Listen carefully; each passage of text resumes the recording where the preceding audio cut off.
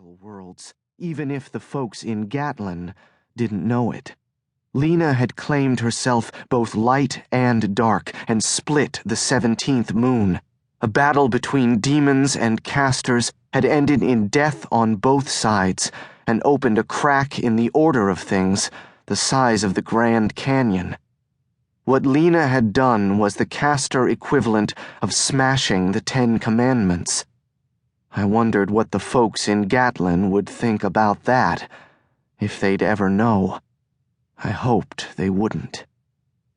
This town used to make me feel claustrophobic, and I hated it.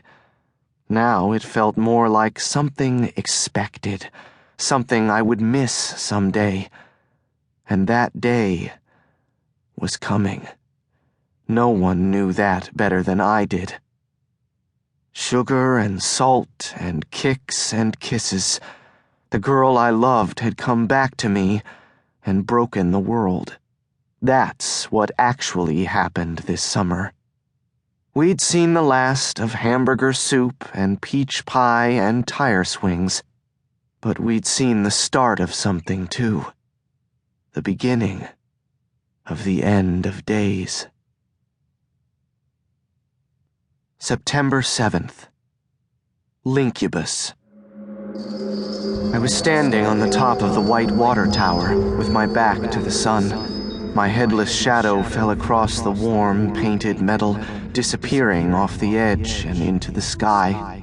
I could see Somerville stretching out before me, all the way to the lake, from Route 9 to Gatlin. This had been our happy place, mine and Lena's. One of them, at least. But I wasn't feeling happy. I felt like I was going to throw up. My eyes were watering, but I didn't know why. Maybe it was the light. Come on already. It's time. I clenched and unclenched my fists, staring out at the tiny houses, the tiny cars, and the tiny people, waiting for it to happen. The dread churned in my stomach, heavy and wrong. Then the familiar arms slammed into my waist, knocking the air out of me and dragging me down to the metal ladder. My jaw hit the side of the railing, and I stumbled. I lurched forward, trying to throw him off. Who are you?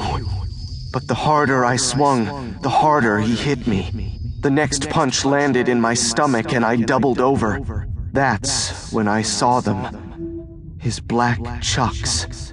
They were so old and beat up, they could have been mine. What do you want?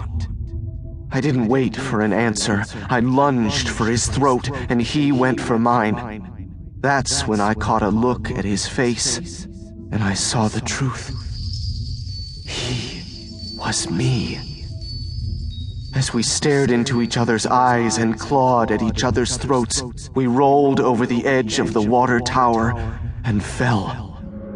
The whole way down, I could only think one thing. Finally. My head hit the floor with a crack, and my body followed a second later, the sheets tangled around me. I tried to open my eyes, but they were still blurred with sleep. I waited for the panic to subside. In my old dreams, I had tried to keep Lena from falling. Now I was the one falling.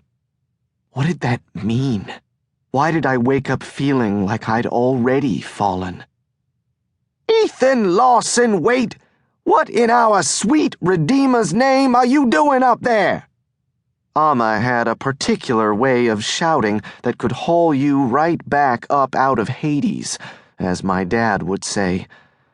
I opened my eyes, but all I could see was a lonely sock, a spider working its way aimlessly through the dust, and a few beat-up, spine-busted books. Catch-22, Ender's Game, The Outsiders, a few others. The Thrilling View under my bed. Nothing, just shutting the window. I stared at my window, but I didn't close it. I always slept with it open. I'd started leaving it open when Macon died. At least, when we thought he'd died.